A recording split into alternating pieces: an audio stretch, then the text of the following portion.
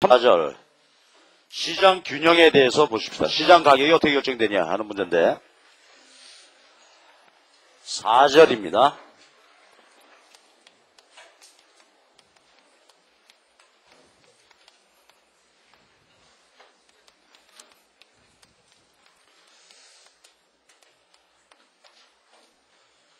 자, 먼저 이제 시장 균형 개념이에요. 시장 균형. 그럼 조금 전에 이제 우리가 증명은 안 됐지만 수요 공급 법칙에 따라서 수요 곡선, 공급 곡선 우상향, 하향 하게 되겠죠. 자, 이거 시장 전체입니다. 다시 한번 생각해 보면 XG에 대한 시장 수요, XG에 대한 시장 공급인데 한번 여쭤봅시다. 시장 수요 곡선은 어떻게 노출된 거예요? 우리 마을 사과다. 저기 사과 시장이다. 그러면 우리 마을 사과 개별 수요 곡선을 수평 합으로 나왔고, 공급 곡선은 우리 마을 사과 공급자들 개별 공급 곡선을 수평 합해서 나온 거죠. 그래서 시장 수요와 시장 공급이 저렇게 주어져 있습니다. 자, 그럼 이제 우선 균형 개념인데 영어로 이퀄리브리엄 그러죠. 마켓 이퀄리브리엄, 시장 균형. 그래서 앞으로 이자 쓰게 되면 이건 균형이다 이렇게 보시면 되겠어요. 균형. 그럼 이제 경제학에서 앞으로 이 균형 개념이 이제 무수하게 쏟아져 나올 텐데 첫 번째 나왔어요. 우선 개념부터 정의해야 되겠죠. 시장 균형의 정의는 뭐냐면 수요량과 공급량이 같을 때를 우리가 시장 균형이라고 합니다. 수요량과 공급량이 같을 때.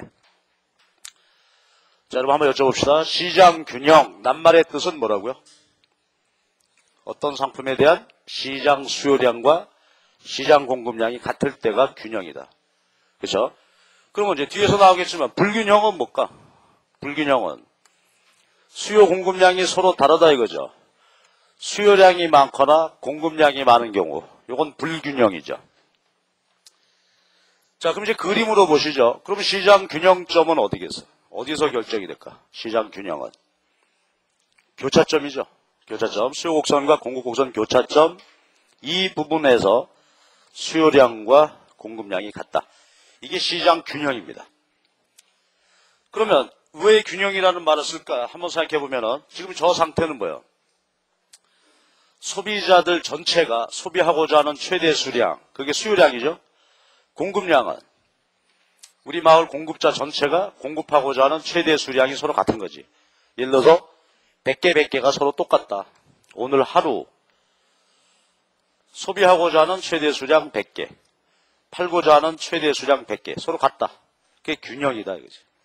자, 그럼 이제 봅시다. 시장이 균형이 되면 어떻게 될까? 그러면 균형 가격이 결정된다 이거지. 균형 가격. 예를 들어서 1,000원 이래 봅시다.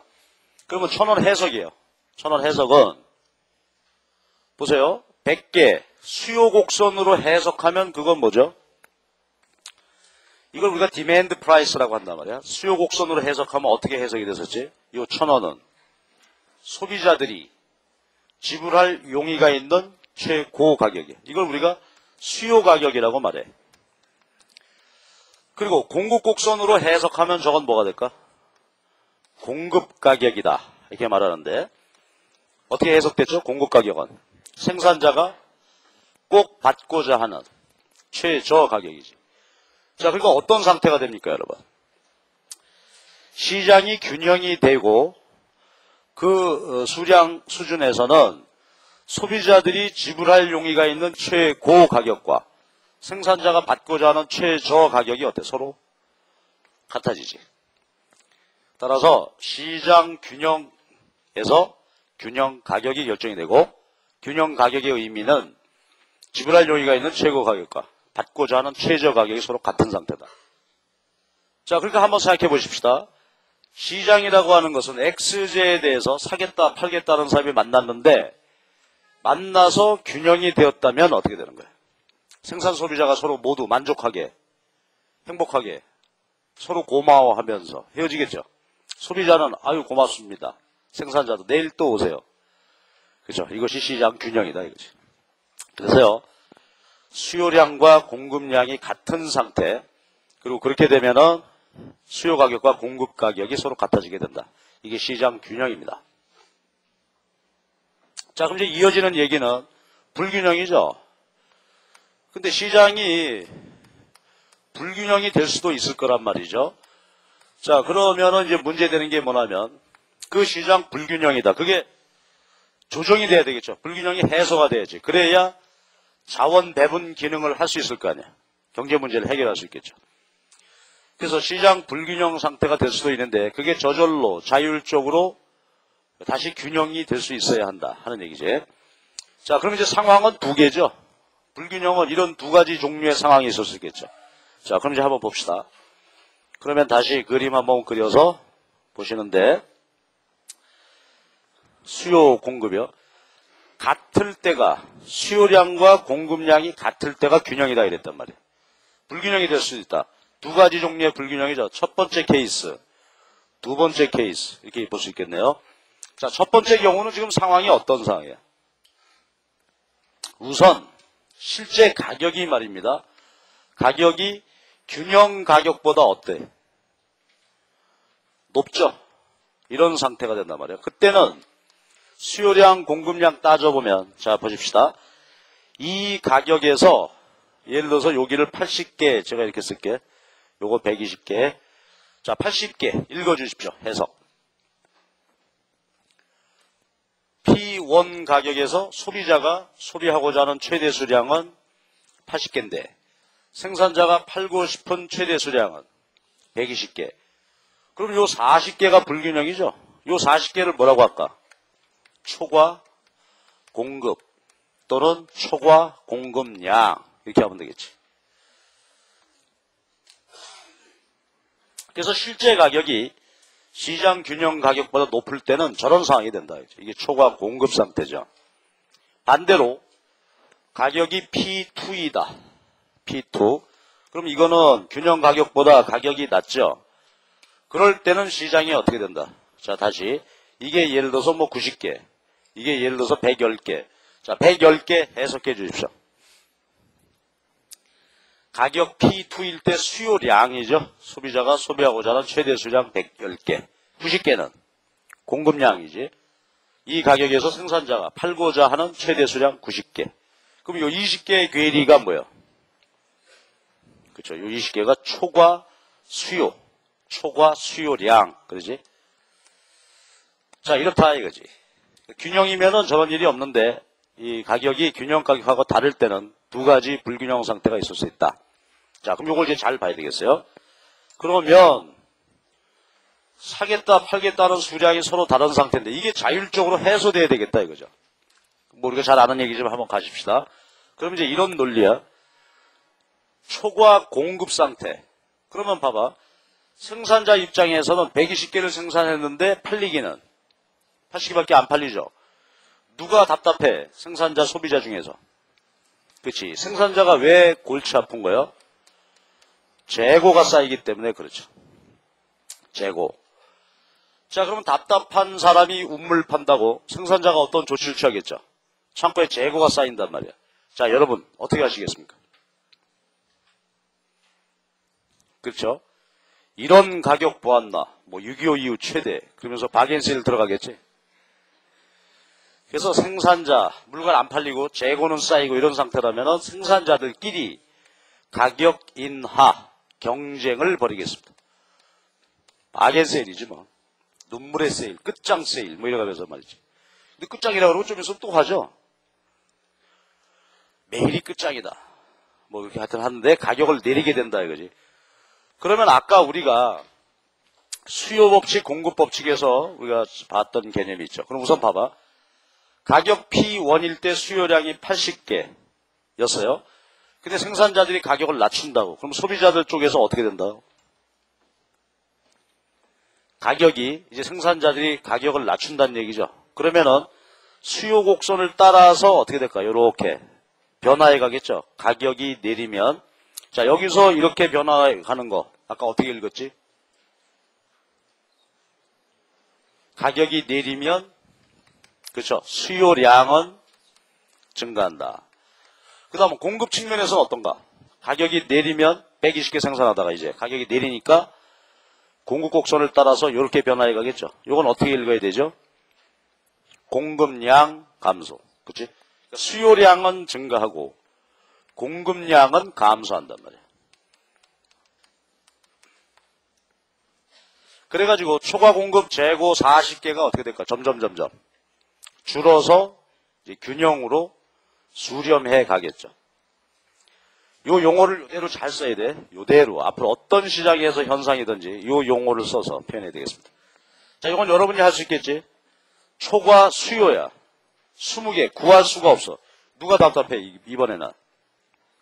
소비자죠. 소비자가 저 가격에서는 물건을 구할 수가 없단 말이야. 그쵸? 옛날에 요즘 뭐 그런 거 같지 않은데 옛날에 이제 영화관이 하나만 개봉하죠. 영화관에서 하나. 이제 애인하고 갔습니다. 영화관에. 표가 없습니다. 어떻게 됩니까? 다음에 오자. 그러고 가? 걔는 그날로 잘리겠지. 기다려. 내가 해결해준다. 어떻게 해야 돼?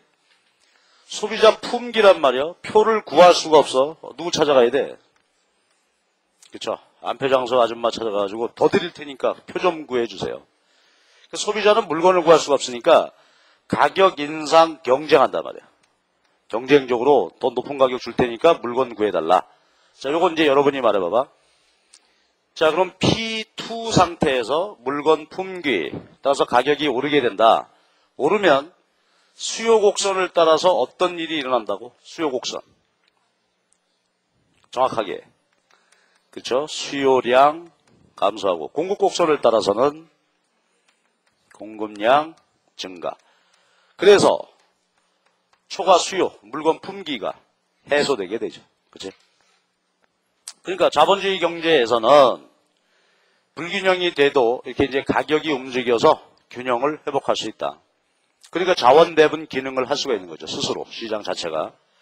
그러니까 이게 가격의 신축성인데요. 아주 중요하지. 이 개념 어느 시장에나 이런 변화에 의해서 균형이 된다고 이제 보는 겁니다. 자, 그럼 정리합시다. 지금 이제 아주 중요한 용어가 있는데요. 불균형 조정했는데 불균형이 발생하게 되면 자율적으로 조정이 됐는데 누가 역할을 했죠?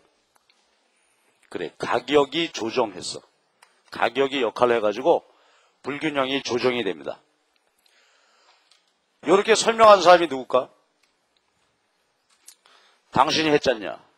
내가 한 게 아니고 나는 전달만 했어. 왈라스라는 분의 설명입니다. 어제 우리가 왈라스 그 일반 균형, 부분 균형 어제 그 얘기 나왔는데 일반 균형에 대한 개념을 얘기하신 분이에요. 이 양반이. 왈라스, 프랑스의 경제학자입니다. 왈라스는 자본주의 시장을 이렇게 분석을 했습니다. 아까 우리가 중매인 얘기도 나왔었죠. 가상의 존재가 가격을 호가한다 그러는데 그런 개념도 이제 이 양반 얘기야. 그래서 이렇게 설명을 했습니다. 그러니까 결국은 자본주의의 시장 불균형, 시장 조정은 무엇에 의해서? 가격에 의해서 이런 식으로 조정이 된다라고 설명했습니다. 왈라스. 근데 이제 이 사이에 용어 하나가 들어가게 되는데 완전 신축적이라는 말이에요. 자, 여러분 해석해봐봐. 그냥 느낌이 어때요? 완전 신축적이다. 그러니까 무슨 뜻일까? 그렇죠?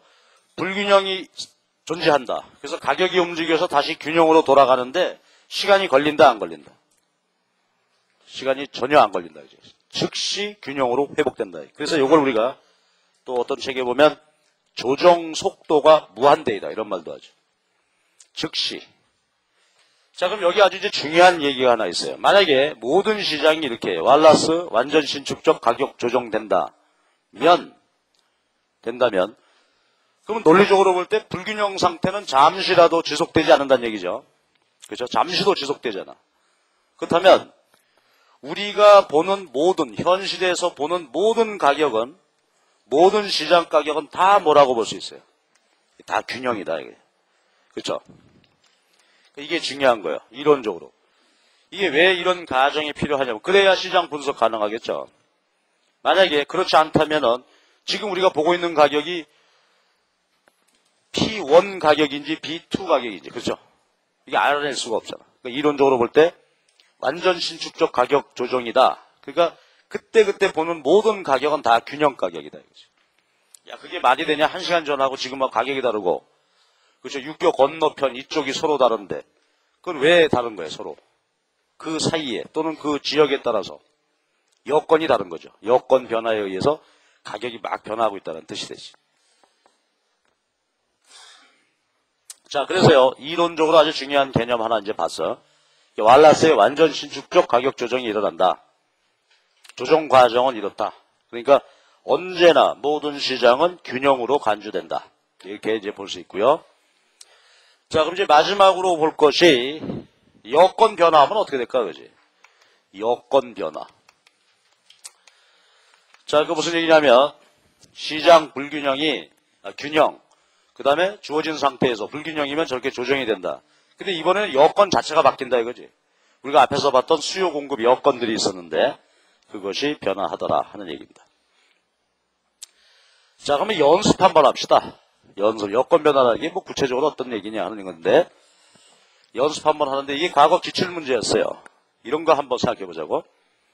뭐냐면 우리 동네 비디오샵, 비디오 대여점이 줄었어. 이사 갔어 하다가. 대여점이 줄었어. 그러면 TV 시장, 그 다음에 영화, 그죠? 개봉관, 영화관 시장에는 어떤 변화가 있겠냐. 이와 관련된 설명으로 옳지 않은 것을 찾아라. 뭐 이런 문제가 났었는데 자, 이렇게 났다면 여러분 분석해 봅시다 이제. 그러면 요거는 그림을 3개를 딱 그려놔야 되겠죠. 경작에서 맞아. 문제 풀 때 그림 그려놓고 해야 돼. 그래서 보면 여긴 비디오 테이프죠. 그 다음에 여기는 TV 시장, 여기는 영화관 시장. 그럼 이제 각각 수요 공급이 이렇게 있겠죠. 자, 그랬을 때 하나씩 이제 보자고. 비디오 대여점 하나가 이사 갔다. 자, 그러니까 어떻게 된 거예요? 뭔 일이 일어났어? 비디오 테이프 대여 시장에 어떤 일이 일어났다. 공급자 숫자가 줄었죠. 그 공급이 감소해서. 그러니까 비디오 테이프 대여료가 가격이 오르겠지. 가격이 올랐어요. 자, 이랬을 때 이제 이런 변화가 일어났는데 TV와 영화관 시장에는 어떤 파급 효과를 미치겠는가? 우리가 앞에서 했던 실력을 발휘해서 한번 해봅시다. 자, 그럼 일단 이제 초점을 잡아야 될 거 아니야? TV와 비디오 테이프는 서로 어떤 관계다?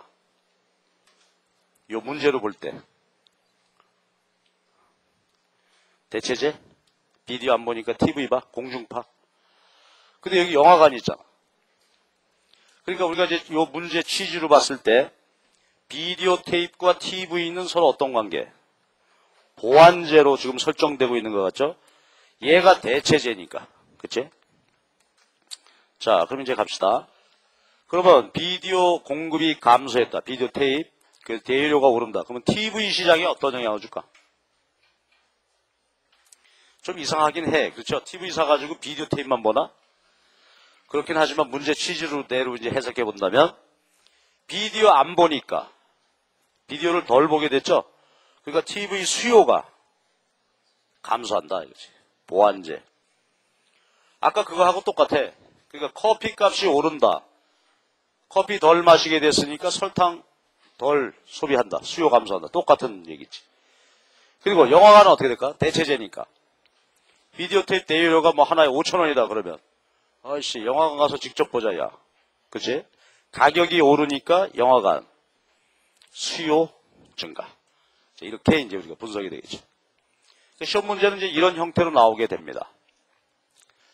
이것이 여건 변화할 때 이제 상황이지. 예, 그래서요, 이렇게 우리가 쭉 이제 분석할 수가 있는 건데, 요 내용을 좀 구체적으로 자세하게 한번 챙겨보자 이겁니다. 여건 변화. 자, 그럼 이제 먼저, 수요가 증가 감소한다. 먼저, 수요가 증가했다면 어찌 될까 하는 문제입니다. 수요 증가하는 경우입니다. 자, 그럼 이제 수요가 증가했다. 그러면 수요 곡선이 우측으로 이동한 거죠. 그러면 결론으로 보면 어떻게 돼? 시장 가격은 오르고 시장 전체 거래량도 증가하겠죠. 그러니까 원래 균형에서 새로운 균형으로 이렇게 이제 변화해 갔단 말이지. 자, 근데 그 과정을 좀 이해해 보자 이거지. 그 과정을. 자, 어떤 얘기냐면 원래 균형 가격이 여기였죠. 이런 상태에 있었는데 자, 어떻게 됐나? 원래 가격 기준으로 보면 수요가 증가했습니다. 그럼 원래 가격 기준으로 보면 시장은 어떤 상태가 돼요? 초과 수요, 초과 공급. 초과 수요 상태가 되겠지. 공급 곡선은 주어져 있지. 그러니까 공급량은 그대로인데 이 가격에서 수요량이 이렇게 됐잖아. 그래서 이게 뭐가 돼? 초과 수요 상태가 되죠. 초과 수요가 되면 시장 가격이 어찌 된다고? 품귀. 소비자가 물건을 구할 수가 없으니까 가격 인상 경쟁을 벌린다. 자, 가격이 오르면 어떻게 된다고? 가격이 오르면 수요 곡선, 노란 수요 곡선이죠.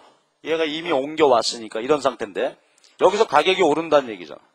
여기서 여기로 가는 거 뭐라고 읽어줘야지? 수요량은 줄고 그 다음에 공급 곡선 따라서 여기서 이렇게 가겠죠. 여기서 여기로 가는 건 뭐야? 공급량 증가. 그래서 어떻게 돼요? 저기 초과 수요가 해소되면서 새로운 균형을 이루게 되는 거지. 그죠? 이거 뭐 아무것도 아닌 얘기지만 이 과정을 한 번 정도는 정확히 챙겨둘 필요가 있습니다. 자, 그럼 요거는 여러분이 한번 해봐봐. 지금 요대로 써가면서 수요가 감소하면 어떤 변화가 일어난다. 쭉 한번 써보시죠. 수요 감소. 요건 여러분이 해.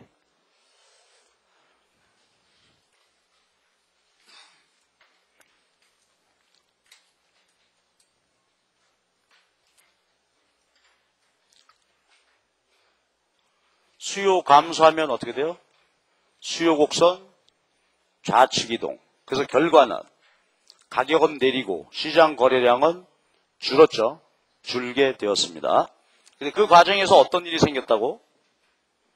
원래 가격, 균형 가격 중심으로 보면은 자, 수요가 줄게 되면 뭐가 발생해? 초과 공급 상태가 됐지. 자, 여기 잘 봐주세요. 원래 가격 여기야. 근데 수요가 줄었어. 그러니까 새로운 수요량은 여기 됐죠. 공급량은 원래대로 여기. 그러니까 요만큼이 뭐가 됐다? 초과 공급. 초과 공급. 재고가 쌓여. 생산자들이 어떻게 한다? 가격을 떨어뜨린다. 자, 그렇게 되면 어떻게 된다고? 자, 요거 읽어주세요. 이제 이렇게 이런 상태가 됐는데 가격이 내리니까 요점에서 요리로 가겠지? 요거 어떻게 읽어야 돼? 수요량 증가. 여기서 여기로 가는 것은 공급량 감소. 그래서 초과 공급이 해소돼서 새로운 균형으로 가게 된다. 그치? 자, 수요 받습니다. 그럼 이번에는 공급도 해야 되겠잖아. 공급. 자, 이제 잘 할 수 있겠죠? 여러분이 빨리빨리 해봐봐. 공급이 증가하면 어떻게 된다고? 시장에 뭐가 발생해요? 초과 수요. 초과 수요. 따라서 초과 수요 상태. 아니잖아. 초과 공급이지. 그죠? 초과 공급. 물건 재고가 쌓여. 그죠? 그 가격이 내리고, 내리는 과정에서 수요량은 증가하고 공급량이 줄어서 새로운 균형으로 가더라. 그죠? 그 다음에 나머지는 여러분이 해. 공급이 줄었다면, 좌측 이동했다면 어떻게 된다? 여러분이 노트에다 빨리 쭉 써봐봐.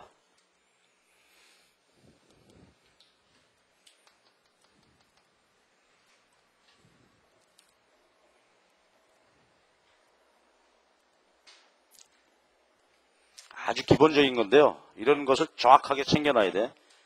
이게 나중에 이 용어 자체 묻는 게 시험 문제거리란 말이야. 처음 할 때 한 번만 제대로 하면 되겠지 뭐.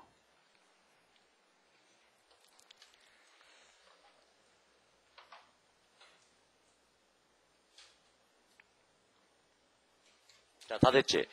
자, 공급이 감소하면 어떻게 돼? 시장에 뭐가 발생해? 초과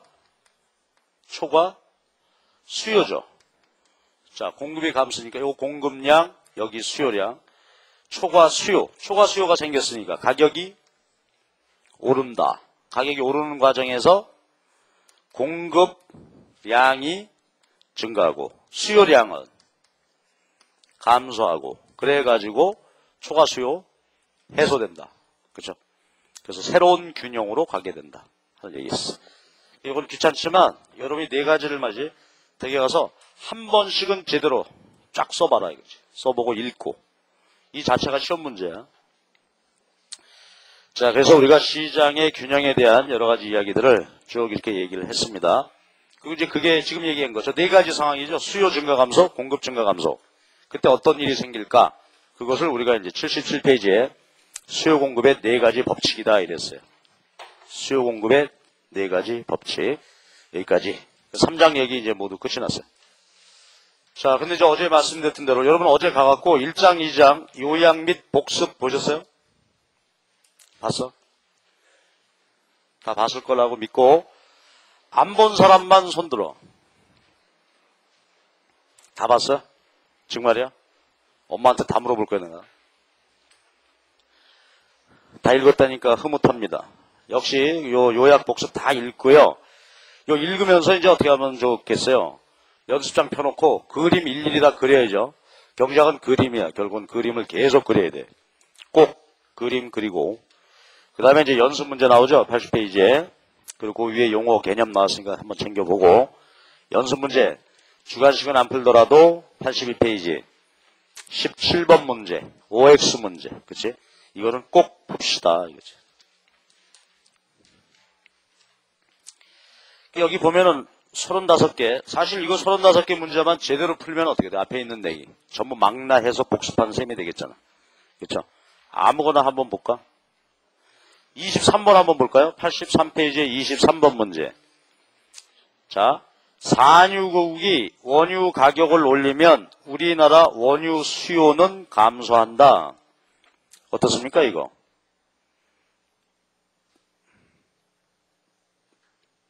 맞았어? 틀렸어? 우선 OX. 틀렸죠? 뭐가 틀렸어? 가격이 오르면 수요량이 줄어드는 거지. 그죠? 원유에 대한 수요량이 감소하겠죠. 그래요? 틀린 사람 있지? 정상입니다. 그 다음에 19번 문제 어떤가? 아무거나 그냥 보는 건데 지금. 실제로 구입한 수량이 수요량을 초과할 수는 없다. 그렇습니까? OX.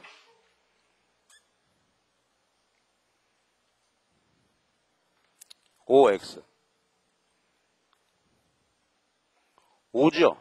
왜 그래? 정의가 뭐예요? 소비하고자 하는 최대 수량이다. 절대로 더 안 산다, 이게야. 그러니까, 정상적인 경우라면은. 그 다음에 18번 같은 문제 어떻습니까? 시장 공급 곡선이 수직이라면 가격은 전적으로 수요 측면에 의해서 결정된다. 그림 한번 그려봐봐. 그림 그려놓고 판단하면 쉽겠죠? 수요 곡선이 수직이다. 그러면 가격은 무엇에 따라 결정될까? 그렇죠? 공급이 어떠냐에 따라서. 지금 현재 이제 어느 수준에서 수직이다. 그렇다면 결국은 공급이 많으냐 적으냐에 따라서 가격이 결정이 되겠죠. 그렇지? 이런 이야기. 근데 표현상 보면 또 그게 아니라 공급이 주어져 있고 이가 변화하면 또 변하지 않겠냐. 그렇게 했지만 그 낱말 문호적으로 볼 때는 그렇게 이제 해석할 수도 있겠죠. 29번 어떤가요? 29번 한번 봐봐. 수입 쇠고기에 병균이 있다는 보도가 있다. 한우 고기는 어떻게 될까?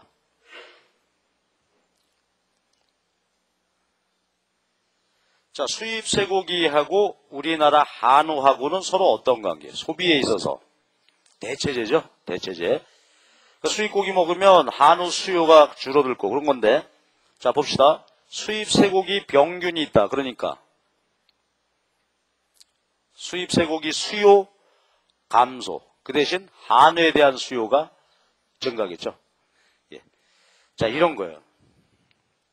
따라서 요 하나하나가 아주 중요한 그런 공부거리가 된단 말이에요. 그러니까 일일이 이제 연습할 때는 그림 다 그려보는 게 좋겠지. 그림 좌우로 이동시켜 보면서. 그래서 연습 문제를 꼭 푸시기 바랍니다. 지금 아직까지 이제 3장이니까 크게 진도 많이 밀리지 않았단 말이야. 예, 그러니까 차근차근 해서 꼭 하시기 바랍니다. 근데 우리 참 그 학원 진도라는 게 정신이 없잖아요. 요번 주는 이제 요번 달은 다행히 5주가 있어서 그렇지만 보통은 4주죠. 그럼 이틀 처음 만나서 안녕하십니까? 반갑습니다. 그럼 일주일 지나면 진도가 4분의 1 나가 있어. 그쵸? 그게 정신없단 말이에요. 그러니까 놓치지 말고 하여튼 힘들지만 요 복습을 꼭 하시기 바랍니다. 자, 이제 3장 끝났고 4장 갑시다.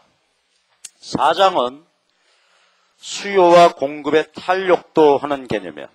수요 공급의 탄력도. 요게 이제 만만치 않아. 그리고 이 탄력도 개념은 여기뿐만이 아니라 이제 전반적으로 걸쳐서 경제학 전반에 쓰는 그런 개념이에요. 이게 탄력도는 여기서 이제 본격적으로 계산 문제가 나오게 되고 응용하게 되고 그래서 이거 쉽지 않은 주제인데 정리를 좀 잘 해보도록 그렇게 하시기 바랍니다. 탄력도는 크게 이제 수요 측면의 탄력도와 공급 측면의 탄력도로 나뉘어지게 됩니다.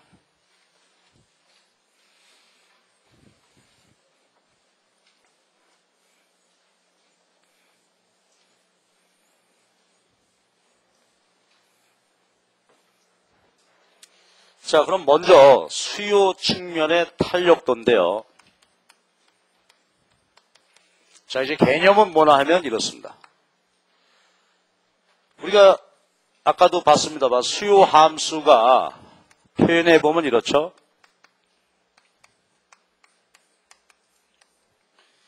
독립변수가 여러 개가 있지.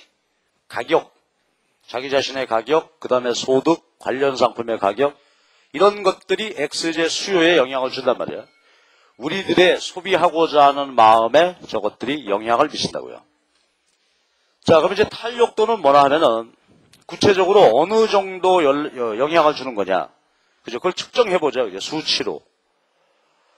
가격이 변할 때 어느 정도 내 마음에 영향을 미칠까 하는 것을 측정한다 하는 얘기입니다.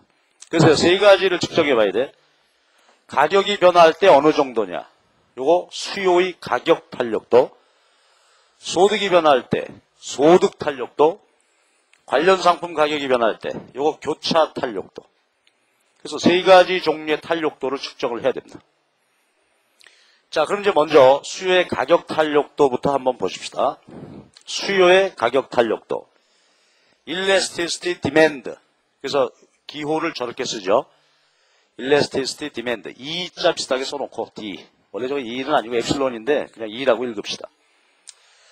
수요의 가격 탄력도. 자, 소리내서 한번 읽어주세요. 뭐라고요? 저렇게 써놓으면 가격 탄력도. 의미는 가격이 변화할 때 수요량이 얼마나 변화하는지 그 측정치다 이거지. 그쵸? 자, 그럼 이제 갑시다. 하나씩 정의 제대로 해야 되겠죠? 정의. 탄력도는 이게 정의야.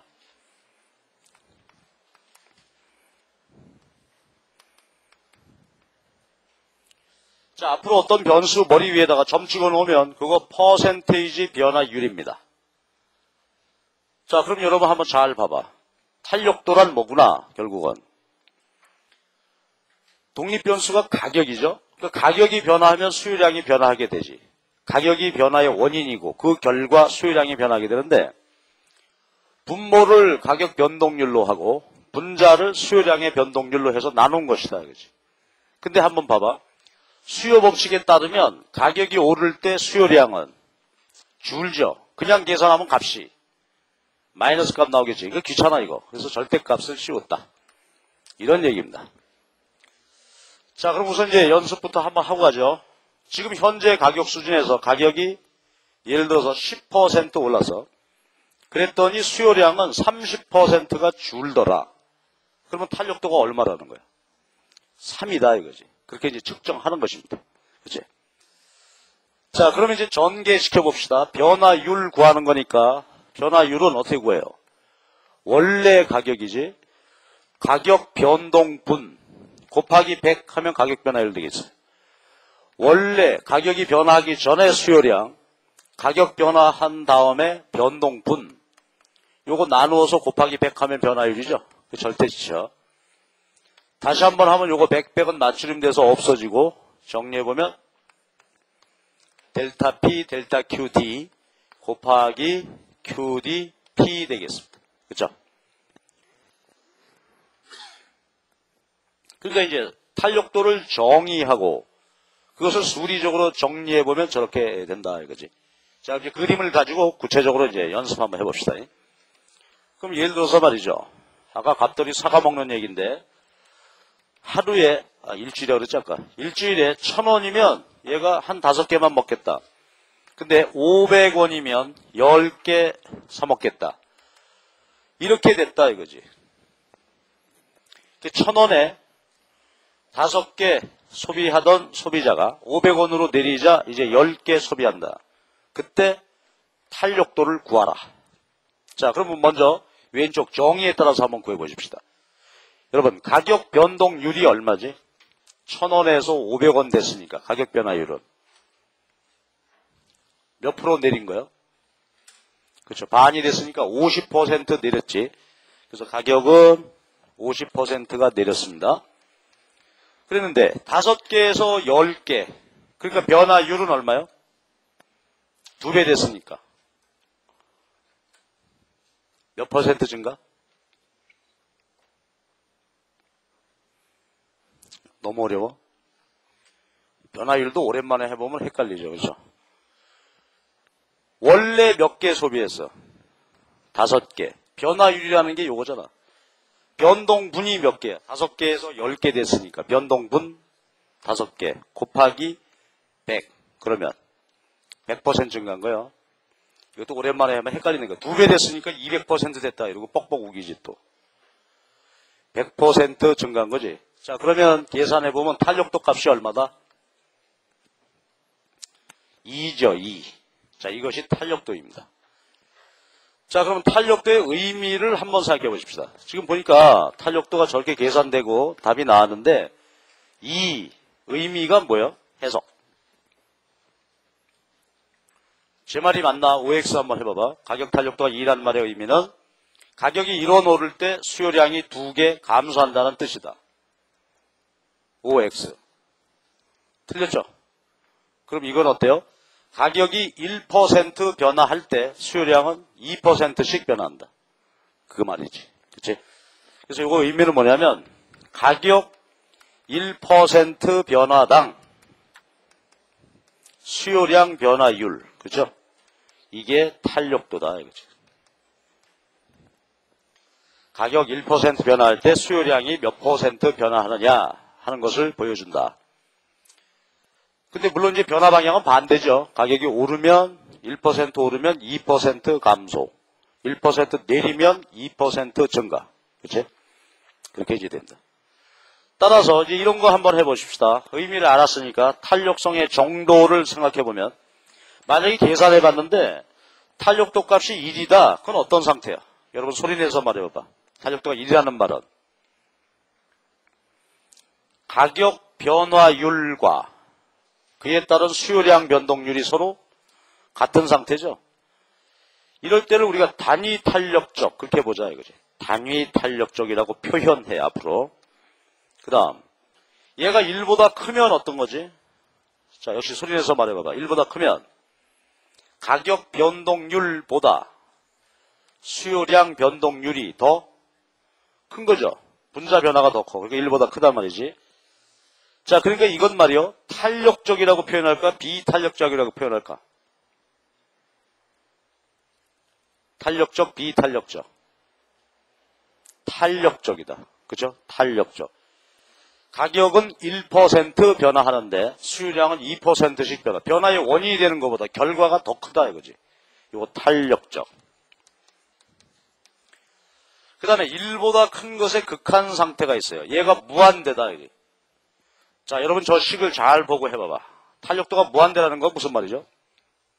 수리적으로 정리할 때 이게 분수식인데 이 값이 무한대가 됐다는 것은 분모값이 얼마? 제로죠. 분모가 제로일 때 이게 무한대가 되겠지. 그러니까 분모가 제로다 그 말은 가격 변동률 제로다 이거죠. 그죠? 가격 변화율이 제로야. 그 말은 무슨 말이나? 가격은 변화하지 않고 있는 상태다. 그런데 수요량은 제멋대로 변화한다. 이런 뜻이지. 늘고 줄고 한다 이 말이야. 그 수요량이 변화한다. 이런 경우 무한대니까 이거 무한 탄력적. 이렇게 이제 표현하면 되겠죠. 자, 칙을 다시 한번 봐봐. 어떤 분수식의 값이 무한대다. 그럼 분모가 0이잖아. 가격 변동률 제로. 가격 불변 상태에서 얘기다. 그럼 여러분 한번 퀴즈 한번 해볼까? 탄력도가 무한대다. 그러면 수요 곡선의 모양은 어떻게 생겼을까? 수요 곡선의 형태. 그대로 해석해봐. 가격은 불변이죠. 그리고 수요량은 늘고 줄고 하고 있는 상태니까. 수요 곡선은 그렇지, 수평선 되겠지. 가격은 예를 들어서 500원 그대로야. 근데 야가 하나 더 안 사기도 하고, 어떤 날은 뭐 5개, 어떤 날은 10개. 이렇게 막 변하는 상태다. 이때가 이제 무한 탄력적이다. 이거지. 자, 반대로 1보다 작으면 어찌 되죠? 자, 이것도 소리내서 말해봐봐. 탄력도가 1보다 작다. 그런 것은 가격 변화율보다 수요량 변화율이 작죠. 그래서 이걸 우리가 비탄력적. 가격 변동이 원인이죠. 그에 따라 수요량이 변화하게 되는데 그 결과 변동이 원인보다 작다 이거지. 그러니까 비탄력적. 만약에 1보다 작은 것의 극한 0. 자, 역시 저 분수식 한번 봐줘요. 탄력도가 0이라는 것은 무슨 말일까? 분자가 제로죠. 분자값이 제로야. 분모가 제로이면 무한대. 분자가 제로일 때 탄력도 제로란 말이야. 그 말은 무슨 말이에요? 가격은 막 변화하는데 수요량은 그대로죠. 그러니까 수요량 변동률이 제로다 이 말이지. 그러니까 가격은 막 변화하는데 수요량이 그대로야. 변화하지 않아. 변화율 제로. 그러니까 이건 완전 비탄력. 가격이 변하는데도 안 변한다. 그리고 이 경우라면 수요 곡선 모양이 어떻게 생겼을까? 그렇죠? 수직이 되겠지. 가격은 막 변화해. 그런데 수요량이 그대로. 예를 들어서 뭐 5개다 이거지. 자, 그래서 수요 곡선 모양이 이렇습니다. 그러니까 이제 시험 문제는 여러 가지 형태로 아주 재밌게 날 수가 있어요. 재밌게 날 수가 있는데, 예를 들어서 이런 얘기죠. 뭐 이런 식의 연습 문제를 아마 많이 보시게 될 거예요, 앞으로. 이런 얘기인데, 제 말 잘 듣고 한번 봐봐. 영희는 4살짜리 꼬마인데 엄마하고 약속했다. 꼭 과자를 하루에 한 봉지만 사 먹기로 약속했다. 영희의 과자에 대한 수요의 가격 탄력도는 얼마입니까? 한 봉지만 사 먹기로 했대. 그러니까 얘는 물론 자의는 아니겠지만 그렇죠? 강제 한 봉지만 사 먹는다 그지. 그 대신 한 봉지짜리가 얘가 1,000원일 수도 있고 500원일 수도 있겠죠. 아니면 단골 손님이라고 구멍가게 아줌마가 오늘은 공짜로 먹어라. 그럴 수도 있겠지. 그러니까 이 경우는 뭐야? 탄력도가 제로야, 제로. 또 이런 건 어떨까? 영희는 엄마하고 약속을 했다. 500원짜리 과자만 사 먹기로. 500원짜리 과자만 사 먹기로. 그러니까 500원짜리만 산다 이거지. 안 살 수도 있고 5봉지, 10봉지. 그러니까 이때는 탄력도가 무한대가 되는 거지. 그렇죠? 이런 식의 이제 말로 풀어놓으면은 몹시 헷갈려 하죠. 그러면서 한탄하겠지. 나는 비탄력적이야. 뭐 이러면서. 근데 이제 말의 의미를 잘 보면은, 그죠? 이것을 이해하고 있으면 쉽게 갈 수 있는데, 그렇지 않으면 몹시 헷갈립니다. 또 뭐 내가 그 전에 모의고사 내니까 내 친구 이름을 들어가지고, 수영이는 하루에 소주 2병씩 먹는 놈이다. 탄력도가 얼마냐? 그랬더니 뭐, 친구 하지 말아라. 뭐, 그러는데. 소주를 하루에 꼭 2병씩 먹는다. 그러면 걔는 뭐야? 탄력도가. 그렇죠? 탄력도 제로인 놈이지. 그렇죠? 2병만 먹어. 안동소주 뭐 3만원짜리 마실 수도 있고 막소주 1,000원짜리 마실 수도 있고 이런 경우이죠. 또 우리 친구 영식이는 1,000원짜리 소주만 사 먹는다. 그러면 탄력도 무한대다 이거지. 1,000원짜리만 사 먹어 이놈은 또. 그러니까 가격은 그대로인데 뭐 그러니까 이제 시험 문제가 이런 식으로 많이 날 수가 있어요. 그러니까 제가 지금 말씀드린 취지는 뭐냐면 이 의미를 정확히 챙겨놔야 돼. 그냥 외워가지고 뭐 이렇게 해봐야 시험 문제 푸는 건 도움이 안 되지. 탄력도입니다. 자, 그러면 이제 계산 연습이나 조금 한 번 더 하고 갑시다. 탄력도 저렇게 해서 우리가 상황을 정리가 되는데 저 그림 이용을 해서 한번 보죠. 탄력도의 정의는 알았어. 근데 이제 경우에 따라서는 시험 문제 성격이 그냥 변화율 구해서 바로 구할 수도 있겠고 아니면 이걸 이용을 해서 풀어야 할 때도 있겠죠. 자, 연습 한번 합시다. 자, 저 식을 보고 한번 해보는 게 이제 중요한데, 델타 P가 얼마나? 우리 여기서 델타 P. 가격 변동분 얼마? 마이너스 500. 수요량 변동분. 5개에서 10개니까. 5개. 그리고 요거는 뭐가 돼? 원래 가격을 대입해야 되겠죠. 원래 가격 얼마? 1,000원. 원래 수요량 5개. 이렇게 놓고. 그러니까 경우에 따라서 시험 문제가 말이죠. 변화율 저렇게 해서 바로 구할 수 있는 경우도 있고 아니면 문제를 좀 복잡하게 이렇게 펼쳐놓으면 이걸 감지해 가지고 변동분 현재 대입해서 풀어도 되고 풀어보면 마찬가지 값 나오겠죠. 탄력도가 2 되겠습니다. 자, 이것이 탄력도의 정의와 개념이었습니다. 자, 그러면 이제 이어서 말이죠. 연습은 물론 이제 했습니다만 좀 더 자세하게 탄력도 측정으로 가봅시다.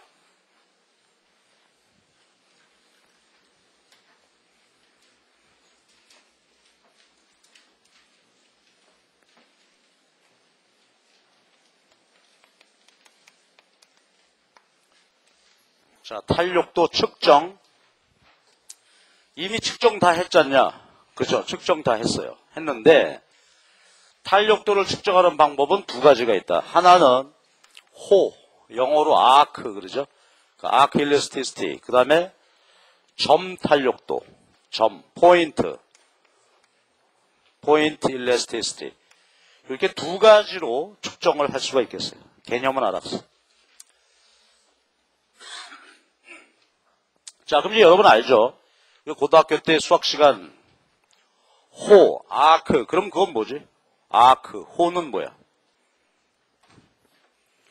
그죠? 무슨 뭐 원이나 포물선이 이렇게 있으면 일부 구간을 우리가 호라고 그러죠? 그래서 야구장 가서 보면 말이죠. 딱 쳤습니다. 아크를 그리고 있습니다. 그러죠? 호를, 포물선. 일부 구간을 호라고 그래. 점은 말 그대로 점이죠? 자, 그러니까 호 탄력도와 점 탄력도 이건 뭐냐면 호는 수요곡선상의 일부 구간 그러니까 가격 변동 폭이 어때요? 상당하다 이거지. 차분 개념이죠. 가격이 상당한 정도로 변화해. 아까 우리 저기서 봤던 것처럼 1,000원에서 500원, 500원에서 1,000원 이렇게 상당한 정도로 변화한다 이거야.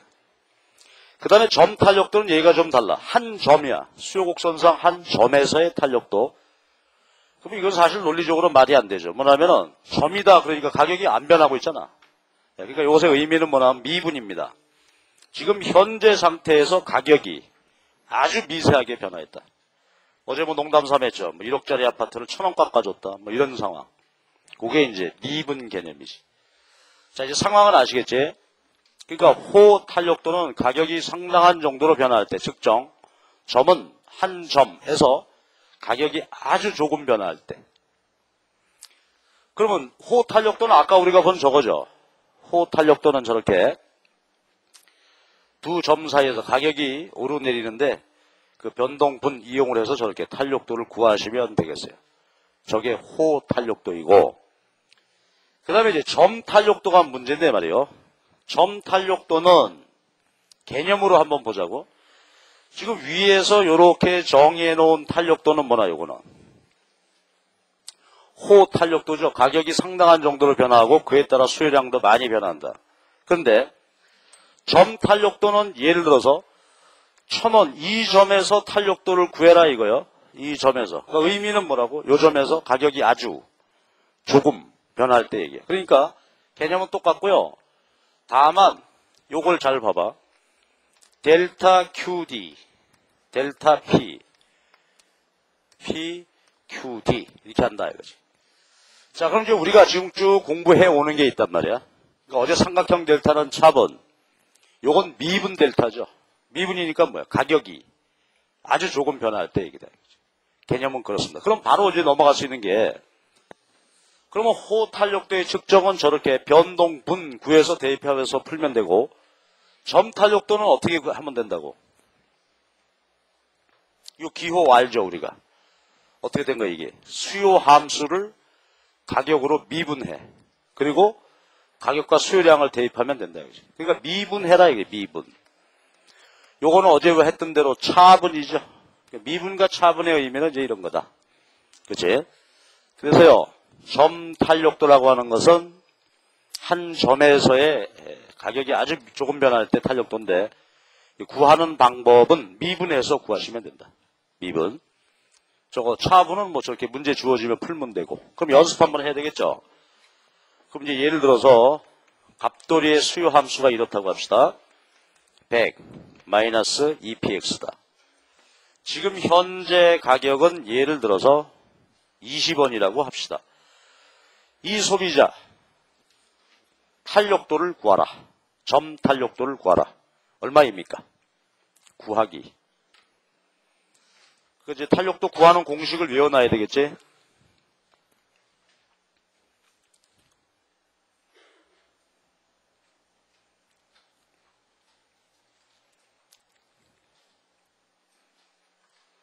일단 한번 구해봅시다. 수리적으로.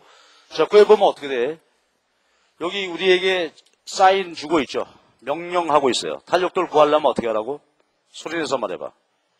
수요 함수를 가격으로 미분한 다음에 그 다음에 뭐야?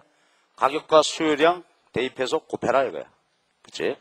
자, 그러면 탄력도 구합시다. 그러면 미분값이 얼마나? 우리 함수에서 수요 함수를 가격으로 미분하세요. 그러니까 얼마야? 마이너스 2.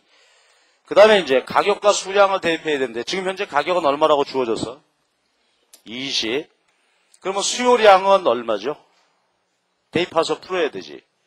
가격이 20원이니까 수요량은 얼마? 몇 개? 거기서 무지하게 어렵다 이거. 60이죠 60. 예, 그러니까 얼마가 돼요? 3분의 2 되나? 그쵸? 이게 탄력도다 이거죠. 자, 해석. 3분의 2는 뭐야? 가격이 1% 변화할 때 수요량은 3분의 2%씩 변화한다 이거지. 자, 다시. 만약에 가격이 이게 안 떨어지겠다. 그쵸? 만약에 가격이 10% 오른다면 수요량은 어떻게 될 거라고? 가격이 10% 오르면 1%당 3분의 2%죠. 이게 지금 안 떨어져가지고 기분이 나쁜데 화내지 말고 한번 해봐봐. 10% 올랐다. 그럼 내리는데 얼마 감소해요? 3분의 20%. 그죠? 약 7% 정도 감소한다. 이런 얘기죠. 예. 그리고 요거 그림으로 한번 또 그려보자고. 저걸 그림으로 표현해라. 그러면 말이죠. 상황을 그림으로 봅시다. 근데 어제 우리가 알고 있는 사실하고 해서 따져보는데 수요 함수죠, 저거는. 그러니까 저거를 수학적 관행으로 그린다면 수평축이 가격이 되고 수직축이 수요량이 돼야 되겠지. 수학적 관행대로. 그러면 이제 절편이 얼마라고요? 100이고 기울기가 2 되죠. 여기 절편이 50이겠지. 근데 우리는 그렇게 하지 않잖아. 경작의 관행은 어떻게 한다고? 가격하고 수요량을 역으로, 그렇죠. XY식을 바꿔서 그리죠. 그 그림 그려보면 어떻게 돼? 역함수를 구해야 되지. 자, 여러분 빨리 수요 곡선 식을 한번 도출해봐봐. 얼마? 수요 곡선 그리려면 역함수를 해야 돼. 그치? 50 빼기 0.5의 QXD 되겠죠? 자, 어제 이거 댁에 가서 연습해라고 그랬는데, 여태까지 제 평균적인 그 경험에 의하면 한 80%의 사람은 안 했을 거다 이거지. 여기서 한번 하십시오. 제대로. 그러니까 이걸 모르면 안 돼요. 어제 우리 했던 그 내용은 그 기본이니까 이걸 우리가 밥 먹듯이 이제 사용할 거란 말이야. 역함수가 나왔어. 그림 그리면 어떻게 된다고? 절편 50, 기울기 0.5니까 여기 절편은 얼마? 네? 100 되겠죠. 기울기 다시 얘기해 줄게. 기울기는 요 선의 기울기 탄젠트 알파죠. 기울기는 어떻게 구한다고? 높이 선분 길이. 높이 선분 길이가 지금 50이죠. 밑변 길이. 나눈 게 기울기란 말이야. 근데 요 기울기, 미분값이 요게 기울기죠. 이게 마이너스 0.5가 돼야 돼. 근데 높이가 지금 50이니까 밑변이 얼마가 돼요? 그죠? 100이 되어야 하죠. 그치? 자, 이래서 저렇게 구해진다 이거지. 자, 그럼 아까 저기 탄력도 구한 상황을 한번 얘기를 해보자. 가격이 20원이다. 20원이니까 지금 현재 이 소비자, 여기란 얘기죠. 20원이고, 그때 수요량은 지금 60개. 이렇게 소비하고 있는 상황이다 이거지. 그러니까 이 상태에서 어떻게 된 거예요? 가격이 1% 변화하면 수요량은 3분의 2%씩 변화한다는 뜻이다 이거지. 그렇죠? 하여튼 가능한 여러분 말이죠. 여러분을 제가 경제학 생전 처음 하는 사람이다. 천천히 내가 얘기하고 있으니까 요대로 하여튼 받아 적어갖고 댁에 가서 꼭 해봐라 이거지. 자꾸 익숙해져야지. 방법 없어. 자, 요것이 점탄력도 측정입니다. 자, 그 다음에 말이죠. 우리가 점탄력도 측정을 이렇게 이제 정의를 했는데, 우리가 알아야 할 것이 하나가 있는데, 뭐냐면은, 요걸 그림을 이용을 해서, 선분의 비례관계를 이용을 해서 측정할 수도 있겠습니다. 예, 그것은 이제 잠깐 쉬었다가 그 문제를 한번 보도록 합시다.